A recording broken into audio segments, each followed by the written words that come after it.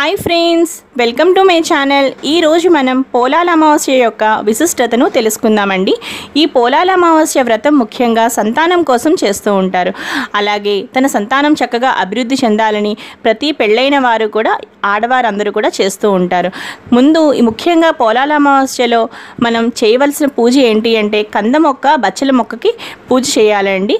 కంద మొక్క ఎలా తీసుకోవాలంటే ఒక కంద మొక్క అంటే ఒక తల్లి మొక్క, అలాగే కంద మొక్క యొక్క 2 చిన్న పిల్ల మొక్కలు, అలాగే బచ్చల మొక్క ఒకటి, బచ్చల మొక్క యొక్క 2 చిన్న పిల్ల బచ్చల మొక్కలు అన్నమాట.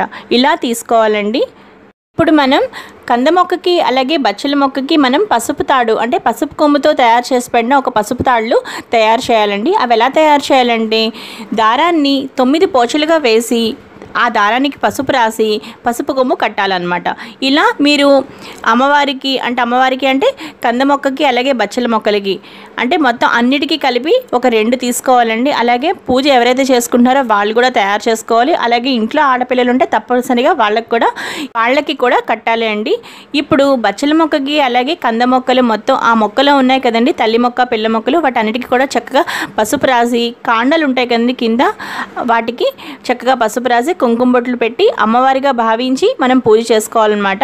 ఇప్పుడు మనం పోలాల అమావాస్య కథ చదువుకుందామండి. కథ చదువుకునేటప్పుడు ఎలా చేయాలి అంటే చక్కగా అక్షంతలు చేత్తో పట్టుకుని అప్పుడు అమ్మవారి మనం పోలాల అమావాస్య కథ చదువుకోవాలండి. పోలాల అమావాస్య కథ అందరూ శ్రద్ధగా వినండి.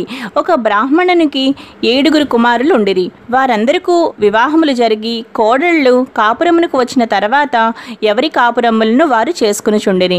7వ కోడలు ప్రతి ఏటా కని పెంచుతూ ఉంది. పుట్టిన ప్రతి బిడ్డ ఏడాది తిరగకముందే చనిపోతూ ఉన్నారు. 7 కోడండ్రులు కలిసి పోలాల అమావాస్య నోము నోచుకొని వలయునని ప్రతి సంవత్సరము ప్రయత్నించుచుండిరి. కానీ ప్రతి సంవత్సరం వారి ప్రయత్నములన్నీ సమకూడిన తర్వాత 7వ కోడలి బిడ్డ చనిపోవడము, వ్రతం ఆగిపోవడము జరుగుతూ ఉంది. 7 ఏండ్లు గడిచినవి. 6 కోడండ్రులు విసుక్కుని 7వ కోడల్ని కనకపోయినా బాగుండునని తిట్టసాగిరి.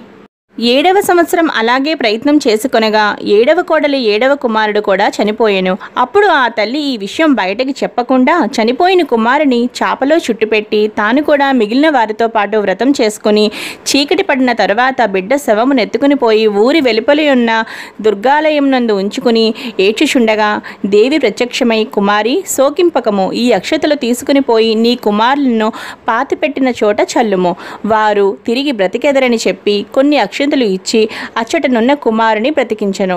7వ కోడలు అటులనే శ్మశానమునకు పోయి దేవి చెప్పినట్లే చేసి 7 కుమారులతో ఇంటికి రాగా అచ్చటి వారందరినూ వింతపడి పోలాల అమావాస్య వ్రత మహత్యమును గురించి కొనియాడిరి. ఈ వ్రతమునకు ఉద్యాపన లేదు, భక్తితో చేసిన వారికి ఫలం సిద్ధించును. అలాగే ఈ కథ విన్నవారికి, చదివిన వారికి సకల సౌభాగ్యములు, అమ్మవారి కృపాకటాక్షులు, పోలేరమ్మ తల్లి అనుగ్రహం తప్పకుండా లభించును. వీడియో మీ అందరికీ నచ్చినట్టయితే తప్పకుండా లైక్ చేసి షేర్ చేయండి. అలాగే సబ్స్క్రైబ్ చేసుకోండి మరిన్ని డివోషనల్ వీడియోస్ కోసం. అలాగే ఈ వీడియో కింద ఉన్న డిస్క్రిప్షన్ బాక్స్ని మరిన్ని వీడియోస్ కోసం చెక్ చేయండి. Thanks for watching.